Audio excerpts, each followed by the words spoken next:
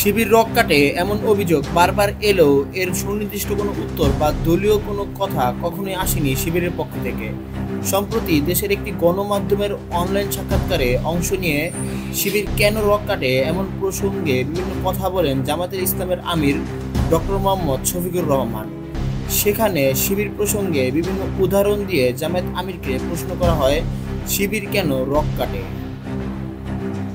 এমন প্রশ্নের উত্তরে উদাহরণ হিসেবে বিশ্বজিৎ হত্যাকে তুলে ধরে তিনি বলেন, শিবির সন্দেহ করে একজন হিন্দু যুবককে হত্যা করা হয়েছিল নির্মমভাবে। এছাড়াও বুয়েটের আবরার ফাহাদকে নির্মমভাবে হত্যা করা প্রসঙ্গ তিনি তুলে ধরেন।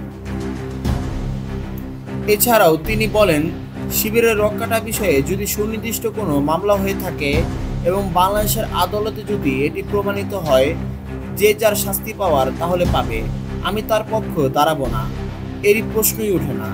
শাস্তির কথা উল্লেখ করে তিনি বলেন, শিবির হোক বা যেই হোক এই ধরনের অপকর্ম যে বা যারা করবে তাদের শাস্তি তারা পাবে, আমি এটাই দাবি করি।